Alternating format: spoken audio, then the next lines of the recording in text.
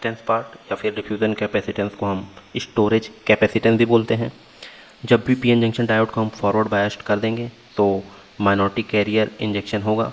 P side के holes N side में जाके माइनॉरिटी बन जाएंगे और एन साइड के इलेक्ट्रॉन डिफ्यूज़ होके due to forward biasing N side के इलेक्ट्रॉन पी साइड डिफ्यूज़ होके माइनॉरिटी कैरियर इंजेक्ट कर देंगे पी साइड में।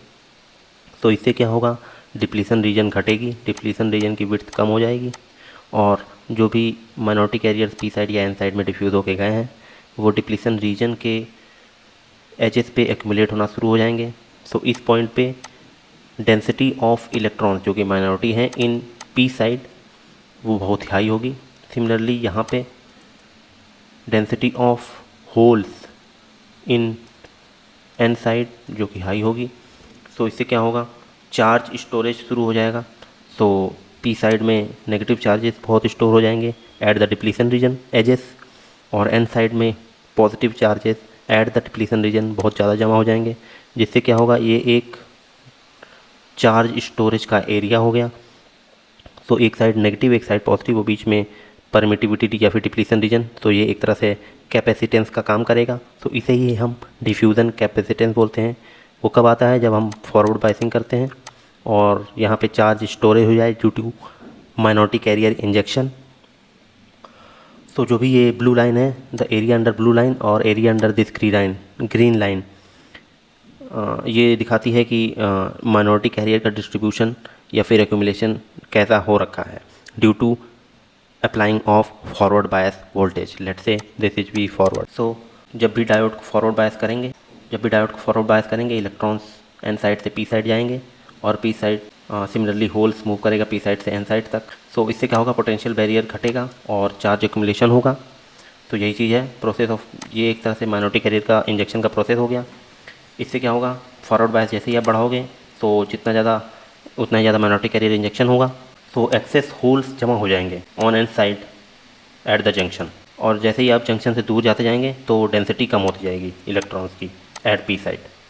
सिमिलरली एन साइड में भी देखें तो यहाँ पे डेंसिटी बहुत है होल्स की, और जहाँ जैसे ही आप डिप्लीशन रीजन से दूर होते जाएंगे तो डेंसिटी कम होती जाएगी। तो बीच में डिप्लीशन रीजन के पास बहुत ज़्यादा चार्ज स्टोर हो गए हैं।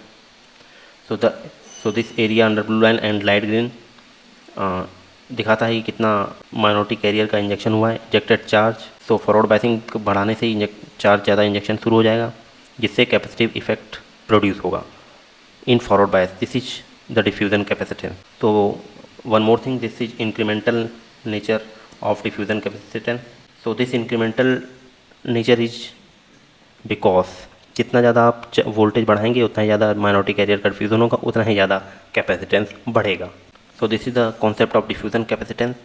So this diffusion capacitance comes because of forward biasing, and the previous we understood the concept of transition capacitance. तो ट्रांजिशन कैपेसिटेंस में रिवर्स बायसिंग डायोड की करने से within the depletion region और within the space charge accumulate हो रहा था, तो ट्रांजिशन कैपेसिटेंस था। तो देखा जाए तो रिवर्स बायस जंक्शन में डिफ्यूज़न कैपेसिटेंस बहुत ही कम होता है, क्योंकि डिफ्यूज़न करंट ही नहीं होता है तो चार्ज डिफ्यूज़ ही नहीं होते हैं। But in case of forward bias junction diffusion capacitance बहुत ज़्यादा होता है और ट्रांजिशन कैपेसिटेंस ऑलमोस्ट नल होता है। और अभी हम डिफ्यूज़न कैपेसिटेंस का मैग्नीट्यूड भी कैलकुलेट करेंगे। तो रिवर्स बायस जंक्शन में बेसिकली हम डिफ्यूज़न कैपेसिटेंस को नेगलेक्ट कर देते हैं और ओनली ट्रांजिशन कैपेसिटेंस को देखते हैं, और फॉरवर्ड बायस डायोड में हम लोग डिफ्यूज़न कैपेसिटेंस को देखते हैं usually, because diffusion capacitance is usually much larger than transition capacitance in forward biased. और बेसिकली डिफ्यूज़न करंट उतना ही ज़्यादा होगा जितना ज़्यादा करंट होगा, तो डिफ्यूज़न करंट जाहिर सी बात है लॉजिकली करंट के प्रोपोर्शनल ही होगा। तो डायोड में जितना करंट फ्लो हो रहा होगा उसी से diffusion capacitance is directly proportional to the current flowing in the diode. So this is also one logical concept. अब हम देखेंगे charge storage and diode transient. तो जैसे ही हमने लेट्स से डायोड को हमने फॉरवर्ड बायस कर रखा है with the built in voltage V I. So this input voltage is over there for diode. सो हमने डायोड के सीरीज़ में एक लोड रेजिस्टेंस लगा दिया है और डायोड के across let's say V voltage हो रहा है। सो रेजिस्टेंस के across will be the voltage V minus V I and V is the voltage across the diode and the input voltage of biasing voltage is V I. So this is a simple circuitry of a diode in series with a resistance. So let's say we have applied a forward bias voltage Vi, because here anode is positive and cathode is negative, so diode is a forward bias.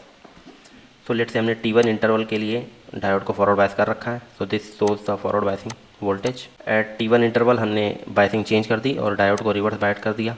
सो इस time तक के लिए let's say T2 is the time interval, and from T1 to T2 हमने from after T1 we have just reverse bias the diode. तो this graph shows the minority carrier at junction. तो forward bias आप जितना ज़्यादा होगा तो हमने देखा जंक्शन के पास उतना ही चार्ज एक्यूमुलेट होगा, तो माइनॉरिटी कैरियर जंक्शन बहुत ही हाई होगा ड्यूरिंग द फॉरवर्ड बायसिंग। और जैसे ही आप इसका रिवर्स बायस कर देंगे तो डायोड्स के अक्रॉस जो भी स्टोर्ड चार्ज होगा वो घटना शुरू हो जाएगा। तो हमने अपने प्रीवियस उसमें देखा था P और N साइड में डिप्लीशन रीजन ये है सपोज, तो कुछ ऐसा ग्राफ आया था। तो जंक्शन के पास स्टोरेज चार्ज बहुत ज़्यादा स्टोर हो रखे हैं, और जैसे ही आप रिवर्स बायस कर देंगे तो ये चार्ज स्टोरेज घटना शुरू हो जाएगी। तो जितना भी स्टोर चार्ज होता है कुछ ऐसा आने लगता है ड्यू टू रिवर्स बायसिंग। तो वही यहाँ पे ग्राफ में हम देख सकते हैं, जैसे ही आपने फॉरवर्ड बायस से, ये फॉरवर्ड बायस है, फॉरवर्ड बायस यहाँ तक T1 तक था, जैसे ही आपने T1 पे रिवर्स बायस किया तो ये स्टोरेज चार्ज घटने लगा, और लेट से T2 इंटरवल पे वो चार्ज स्टोर जितना भी था वो ऑलमोस्ट जीरो आ गया, तो वो स्टोरेज टाइम हो गया। और फिर जैसे ही आप वो मतलब कि जो भी करंट था वो फ्लो होता रहेगा due to charge stored. So this is the forward biasing voltage, और जैसे ही लेट से ये आपका रिवर्स वोल्टेज है -VR। So we came to conclusion that the interval between T1 and T2 is nothing but a storage time, or we can denote it with TS.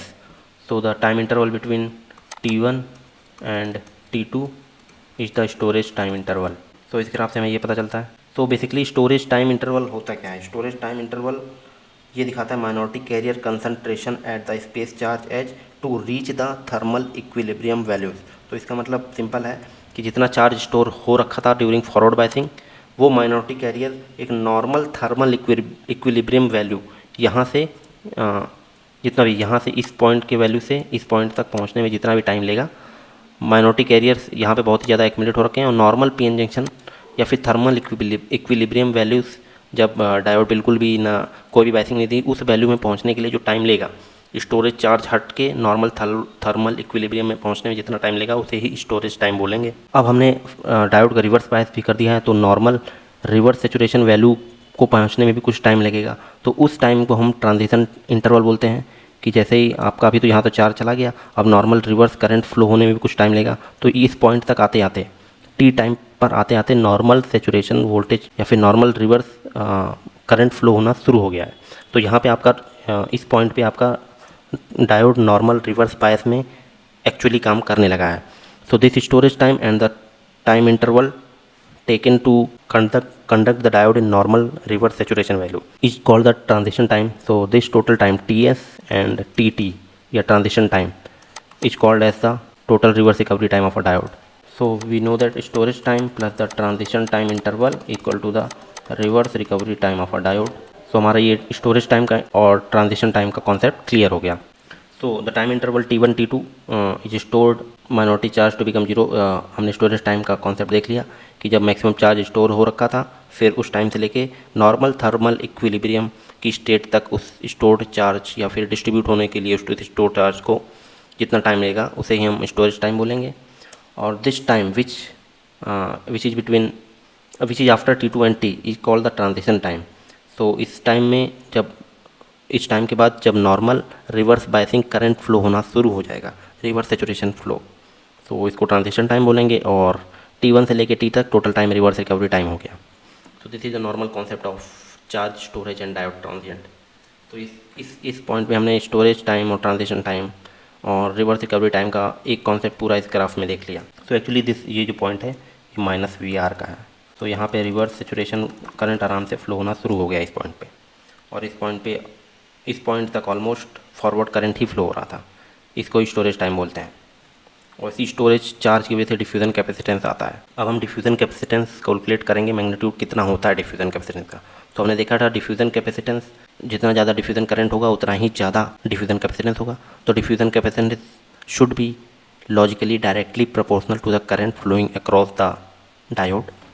So we know that C equal to Q/V। सो जितना भी diffusion capacitance होगा, rate of change of charge with respect to the change in voltage, and this charge is the charge accumulated of minority carriers across the junction both at N side and P side. तो N side में holes जो कि minority हो जाएंगे और P side में जो कि इलेक्ट्रॉन्स जो कि माइनॉरिटी हैं पी साइड के लिए। और जो भी चेंज ऑफ वोल्टेज है वो अक्रॉस द डिप्लीशन रीजन ही है। तो जितना चार्ज एक्यूमुलेट हुआ है उसकी वजह से जो वोल्टेज आया है, तो जितना rate of change of charge और with respect to change of voltage उतना ही ज़्यादा capacitance. So now this tau is the mean life time of minority carrier. So हमें पता है कि D Q by D T equals to current. अगर ये डी टी जो रेट जो भी माइनॉरिटी कैरियर्स एन साइड से पी साइड आ रहे हैं, मतलब कि एन साइड के इलेक्ट्रॉन पी साइड में आ रहे हैं तो वो पी साइड के लिए माइनॉरिटी हुआ, तो उस इलेक्ट्रॉन्स का मीन टाइम कितना होगा। तो लेट से अगर वो इलेक्ट्रॉन्स उधर जाके किसी होल से कंबाइन होकर इलेक्ट्रॉन होल पेयर कोवेलेंट में फंस जाता है तो उस टाइम को mean life time of minority career बोलेंगे। तो उतने देर के लिए जितनी देर के लिए वो फ्री घूमता होगा मोबाइल होगा उतनी देर के लिए वो करंट कंस्टिट्यूट करेगा। तो this T T is nothing convert into tau, तो mean life time of carrier. तो D Q by tau equals to D I rate of change of current. तो D Q equals to tau D I. तो इसी D Q को हमने यहाँ पे replace कर दिया। Now this D I by D V is nothing but conductance. तो इस D I by D V को हम लोग जी से रिप्लेस कर सकते हैं और G is nothing but inverse of a resistance. So we will replace di by dv equals to g. So this g equals to di by dv and r equals to neta vt by I, and we know that g equals to 1 by r. So we replace tau g and tau by r. So we got cd equals to tau by r. Now this r equals to neta vt upon I. So how this comes up? So ये neta क्या है? Neta is nothing but a constant dependent upon the semiconductor and vt is the volt equivalent of temperature. Vt equals to kT by Q. So T is the room temperature ले लें, Q equal to 1.6 into 10 raised to power minus 19 coulomb and K is the Boltzmann constant. So Vt की value at room temperature approximately 26 milli volt आती है and नीटा is the constant dependent upon semiconductor and I is the current flowing across the diode. So this comes up our final diffusion capacitance. So we know what is tau and we know what is the current. So हमने देखा diffusion capacitance is directly proportional to the current flowing across the diode and neta is the mean lifetime of it is a constant dependent upon semiconductor which will, so ये जो नीटा होगा basically doping कितनी हो रखी है, semiconductor का size कितना है, डायोड का साइज कितना है, कितनी डोपिंग पी साइड में हो रखी है, कितनी साइड एन साइड में हो रखी है, किस टेम्परेचर पे हम लोग ऑपरेट कर रहे हैं, उसके उस वैल्यू पे ये कांस्टेंट डिपेंड करेगा जो कि डायोड के डाटा शीट में मेंशन होता है basically. And V T equals to K T by Q जिससे हम वैल्यू कैलकुलेट कर लेंगे at different temperature. And tau is the mean life time of a carrier कि एक इलेक्ट्रॉन्स और होल्स लेट से पी साइड से एन साइड गया, होल्स पी साइड से एन साइड गया, तो जितनी टाइम के लिए वो उस डायोड में ट्रैवल करेगा उसी को मीन लाइफ टाइम कैरियर बोलेंगे। लेट से पी साइड से एन साइड जाके अगर उधर कंबाइन हो गया तो वो होल्स ख़त्म हो जाएगा, किसी इलेक्ट्रॉन से लेट से कंबाइन हो गया और कोवेलेंट बॉन्ड में चला गया तो वो होल्स ख़त्म हो जाएगा। तो उतने पी साइड से एन साइड में जितना टाइम तक वो डायोड में रहेगा उतनी को मीन लाइफ टाइम कैरियर बोलते हैं। सो this is a normal diffusion capacitance